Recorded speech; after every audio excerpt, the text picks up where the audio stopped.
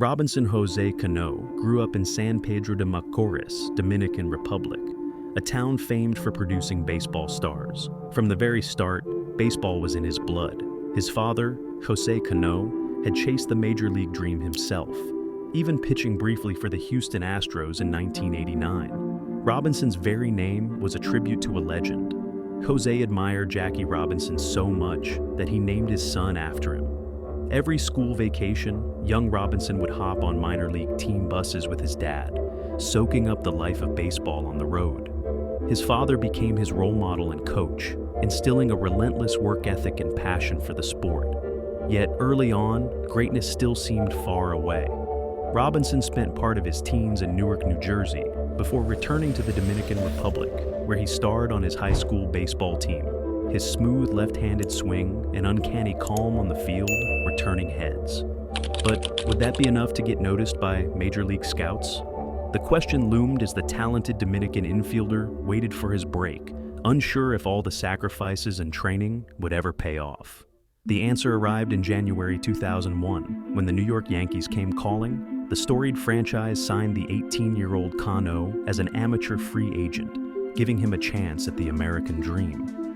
How about the new contract now? Yeah, you're now firmly established. You're a Yankee star, and now you got the contract to prove it. Well, I feel excited to be Yankees, at least for sure for the next 4 years. And, that's something that when you get your first contract, that's like a dream come true.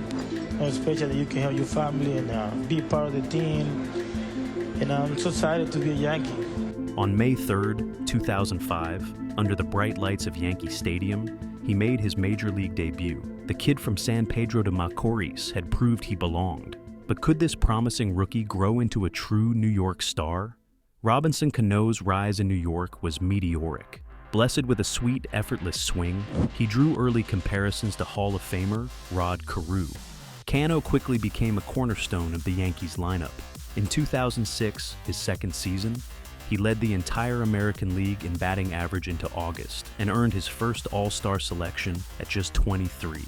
He finished that year batting point .342, a hitting machine in the making. By 2009, Canó collected over 200 hits with 25 home runs, helping lead the Yankees to a World Series championship. At second base, his defensive flair and cannon arm made the difficult look routine, earning him Gold Glove awards. Most importantly, he had become an icon to the Dominican and Latino community in New York. By the early 2000s, Canó was a bona fide superstar, a 5-time All-Star, multiple Silver Slugger winner, and even the 2011 Home Run Derby champion, with his father, Jose, pitching to him in a heartfelt father-son moment. He captained Team Dominican Republic to a championship and MVP performance in the 2013 World Baseball Classic. In New York, he seemed destined to be a Yankee legend for life, until a stunning decision changed everything. And the Seattle Times calls it a coup. New York's second baseman, Robinson Canó, is about to become a Seattle Mariner. The $240 million 10-year contract equals that of Albert Pujols. In December 2013, baseball was rocked.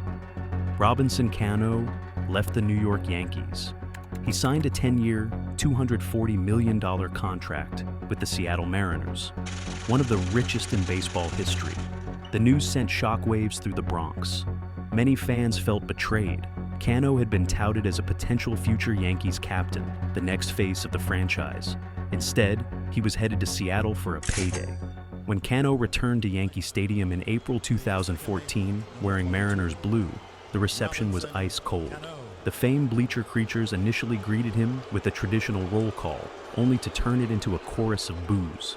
To Yankee fans, Robinson Canó was now seen as a traitor to the pinstripes. Out in Seattle, Canó continued to perform. He hit over 300, made All-Star teams, and even won All-Star Game MVP in 2017 with a game-winning home run. He surpassed the 300 home run milestone, cementing his status as one of the greatest power-hitting second basemen ever. But as the seasons progressed, a cloud was gathering, an unseen risk that would soon erupt into scandal. In 2018, everything changed. He's tested positive for a masking agent for this. He was taking PEDs.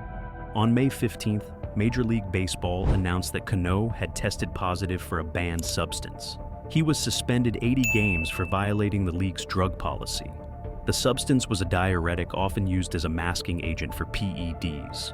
The Mariners' clubhouse was crushed. Fans felt betrayed.